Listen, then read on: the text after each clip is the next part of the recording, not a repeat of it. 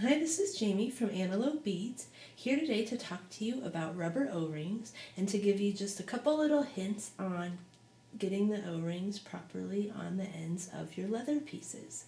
As you can see, I have three sizes of rubber O-rings here. I have the 7.25 millimeter, the 10 millimeter, and the 12 millimeter. We'll start with the 12 and move down from there. The 12 millimeter is the perfect size for Regules leather. You can see that it just fits right over nicely with a simple stretch over the edge, and you can slide it where you want it to be on the leather. The 12 millimeter rings also work well doubled over on the 5 millimeter round leather. So this is like if you're going to be doubling a rubber band around something. I slide it over one end, pull and twist it, and then pop it over the edge. This one you may have to try a few times because these rubber O-rings are pretty tight with their stretch, but if you practice it, you can find that you can easily get it to double up on the 5 millimeter round. And like I said, just remember that you're doubling up a rubber band the same way you would do that. So that's the 12 millimeter O-rings. The 10 millimeter will fit on a few different leathers. It's going to fit on the 10 millimeter flat leather. And for that, I just take an O-ring, put it over one corner, and just slide it over the other. And that one's pretty simple. And then you can just slide it or roll it down to where you want it to be.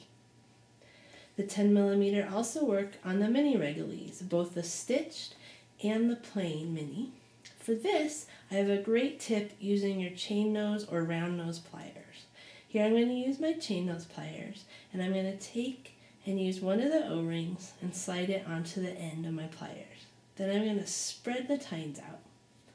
And I'm going to just take and slide the Regules in between there then and pull my pliers out. And you can see how easily it was. And it also saves me from messing up the edge there of my leather. Again, I'll show you how it works on the stitched mini Regules. Put my pliers in, stretch it out, and then slide the leather cord through.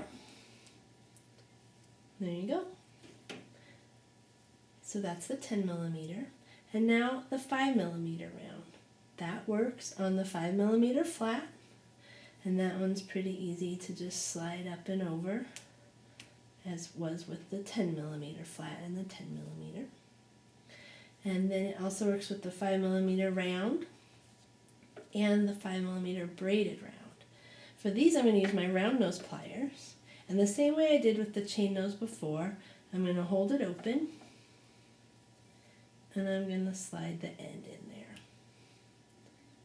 and pull the pliers out. Finally, with the braided round, this one is especially important to stretch that O-ring out. If you were trying to manually put a lot of rings on here, you might end up fraying the end of your leather.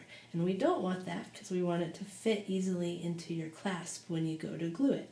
So here's an instance where this works especially well, where you can take it, stretch it open, and then slide the leather in through there.